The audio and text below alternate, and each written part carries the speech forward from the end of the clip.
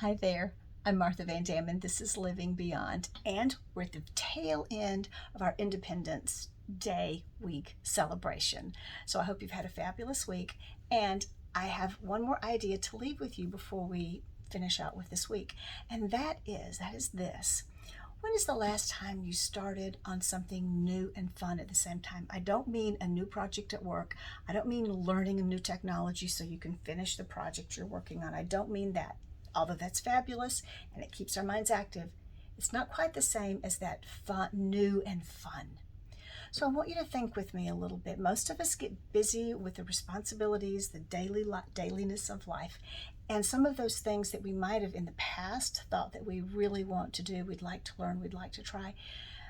We forget about those things because so much of life is calling.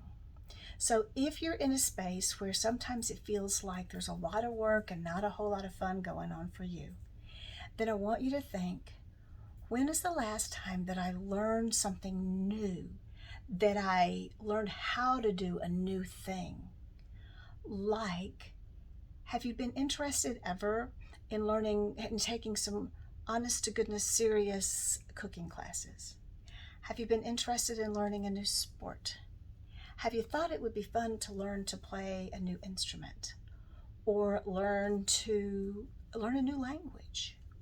Have you been interested at all at something like learning to paint or craft or do pottery or some kind of needlework? Or have you thought it would be fun to learn woodworking or to refinish furniture? What is it that over time, maybe even in your childhood, you thought that would be fun? Have you wanted to participate in a triathlon? Have you wanted to learn how to do something better in a sports world that you've grappled with but not really done real well with? I'll tell you something I've always thought would be fun, and that's to play the drums. Have I ever done it? No. I'm saying it here, so now I'm going to feel some obligation to at least try my hand at it.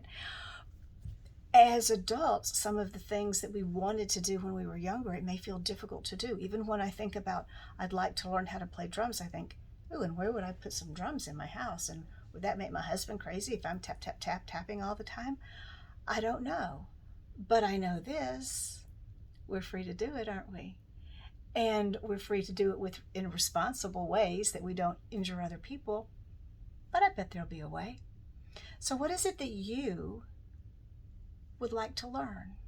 We absolutely, positively know, at least at this point in time, we find that we learn new things as time marches on, don't we? But at this point in time, we understand that every time we learn a new thing, that our brain creates new little neural connections to go along with what we're learning. And that as it creates little synapses and connections, it releases serotonin. Magic. That's one of the chemicals that we know that's responsible for us having an uplifted, lighter, or happier feel.